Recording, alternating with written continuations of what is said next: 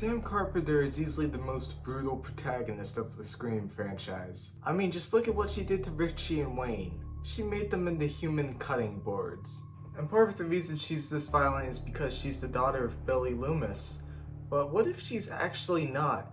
What if she's just insane? Now you're probably thinking, ScreamGeek, it's literally confirmed that she is the daughter of Billy Loomis. I mean, Billy Loomis appears to her in visions, and there's her mom's journals. But what if I told you it's also perfectly logical that she is not in fact Billy Loomis's daughter? First, I need to clarify that when Billy Loomis appears to her, it's not like a forced ghost situation. It is a hallucination because of all the drugs she took. And I spent literal hours reading about this today, and I think that is the case, that he is just a hallucination. But if you think he's a ghost, that's fine, I can understand that too. And that's also why he looks older and not like he did when he died, because kids would picture their parents, or alleged parents in this case, as like 40s or whatever age they are. She wouldn't picture him as the teenager he was when he went on the killing spree. A crucial part of this theory is Sam's mother, and how maybe she never actually got with Billy Loomis. The theory goes that she was obsessed with Billy Loomis. Some people even think she's the girl that Billy Loomis was talking to in the video store in the first Scream. She had this whole obsession with him. She was jealous of Sydney, and he wanted to be with him instead of her being with him. You know, your typical high school drama. So at some point she knew she wouldn't be with Billy. So she started writing these scenarios down, like what if she was? What would happen? Essentially writing Billy Loomis fan fiction.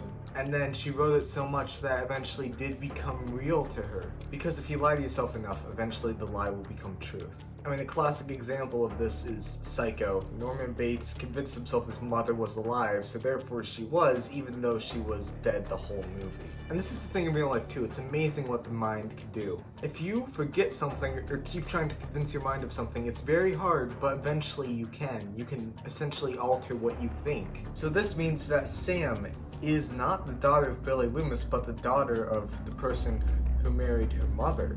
But then that leaves you wondering, what about Sam? Why does she just go crazy and absolutely destroy Richie and Wayne? It's simple. She thinks she is the daughter of Billy Loomis. And having all that pressure on you, knowing that your dad was a serial killer, I mean, it's gonna manifest itself in some way. In her case, it manifested itself in some very physical violence, you know? But the truth of the matter is, according to his theory, she is just insane like her mother. But it's not her fault. It's her mother's fault for basically writing these journals about Billy Loomis, and her mother believing that she was with Billy Loomis. And that's why Billy started appearing to Sam. I mean, after she took all those drugs and she knew that he was her father, she started hallucinating. She started having those visions of him talking to her. Honestly, this theory could be true. There is a lot of evidence to support it. And I mean, Amber even mentioned that their mom is like a drunk.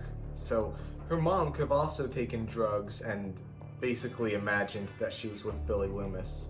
I don't know if I believe this theory or not, but I can support both sides. But what do you think about this theory, ScreamGeeks? Let me know in the comments down below, and until next time, toodles!